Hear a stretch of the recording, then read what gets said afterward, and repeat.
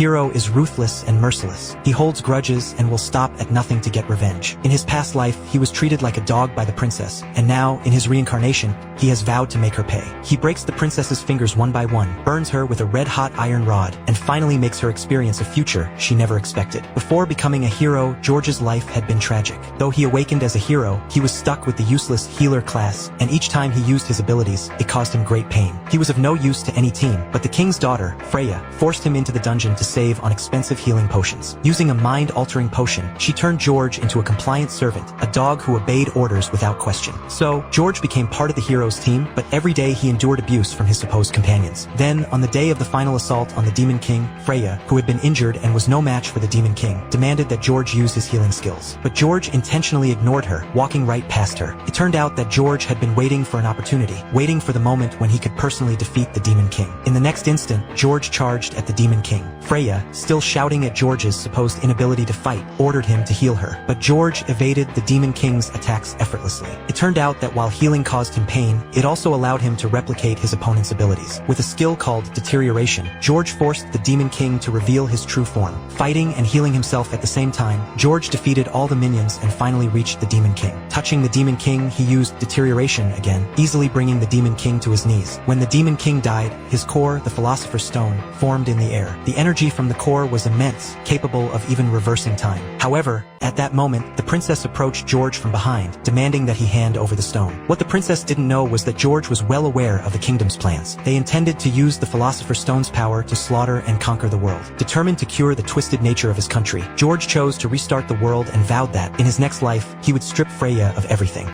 This hero